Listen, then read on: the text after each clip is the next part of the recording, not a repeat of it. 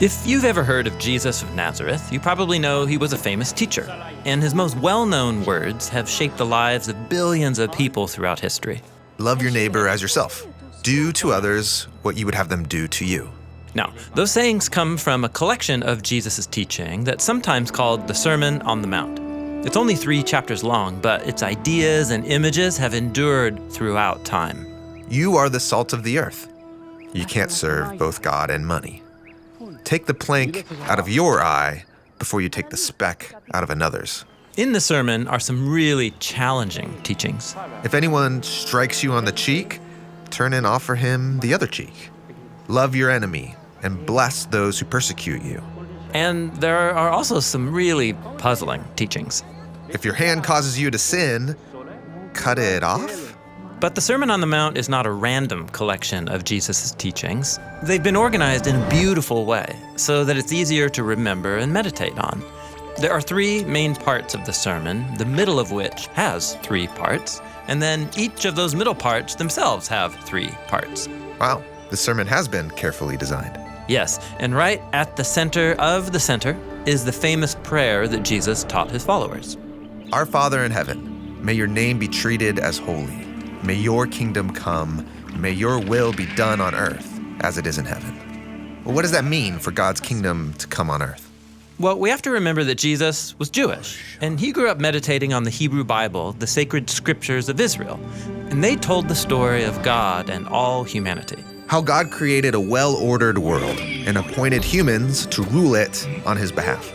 And when humans rule with God's wisdom and love, and when justice and peace prevail and there's enough for everyone, that is God's kingdom and God's will being done here on earth as it is in heaven.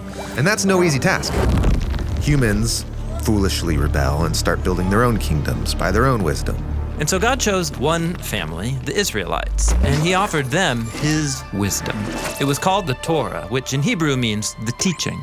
And beginning with Moses on Mount Sinai, God entered into a sacred covenant with them. Why only select one family? Well, the goal was for the Israelites to be transformed by God's wisdom so that they could represent God's kingdom before all the nations. But in Jesus' day, God's kingdom was nowhere to be seen. In fact, Israel was under the thumb of Roman oppressors. So what happened? Why isn't God's kingdom coming? Well, many religious leaders, like the scribes and the Pharisees, they thought it wasn't coming because Israel wasn't being faithful enough to the Torah. Other leaders, called the Sadducees, thought it would be best if Israel found a way to cooperate with Rome, and so they became the power brokers of Jesus' day. Some ran for the hills to become freedom fighters against Rome. They're known as the Zealots. And still others withdrew to the desert, waiting for God to use them to start a new Israel. But walk around the hill country of Israel, like Jesus did, and you'll mostly find normal people figuring out their lives as best they can. Most were barely hanging on, lots of poor and sick people.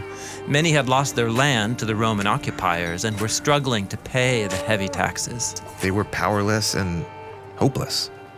And so Jesus went to these people, healing the sick and announcing that God's kingdom was arriving.